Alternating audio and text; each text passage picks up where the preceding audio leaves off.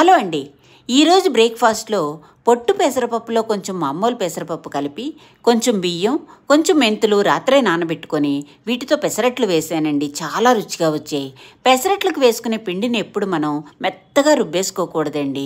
రుబ్బేటప్పుడు కొంచెం అల్లం పచ్చిమిరపకాయలు కొంచెం ఉప్పు వేసుకుని పిండిని కొంచెం బరగ్గా ఈ కన్సిస్టెన్సీలో రుబ్బి పక్కన పెట్టుకోవాలండి.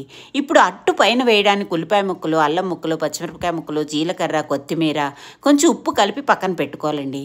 పెసరట్లు వేసుకునే పెనం బాగా పొగలొచ్చేటట్టు వేడి చేశాక పొయ్యిని ఆఫ్ చేసుకోవాలండి. ఒక 2 మినిట్స్ ఆగి పొయ్యిని మళ్ళీ వెలిగించి కొంచెం ఆయిల్ రాసి పెసరట్టుని పల్చగా వేసుకొని దానిపైన ఉల్లిపాయ ముక్కలు వేసుకొని అట్ల కాడతో అదమాలండి. ఇప్పుడు పెసరట్లో నెయ్యి నూనె కలిపి కొంచెం వేసుకుని బాగా అట్టు ఎర్రగా కాగాక తీసుకుని దీన్ని అల్లం చట్నీతో కానీ కొబ్బరి చట్నీతో కానీ తింటే సూపర్ టేస్టీగా ఉన్నాయండి.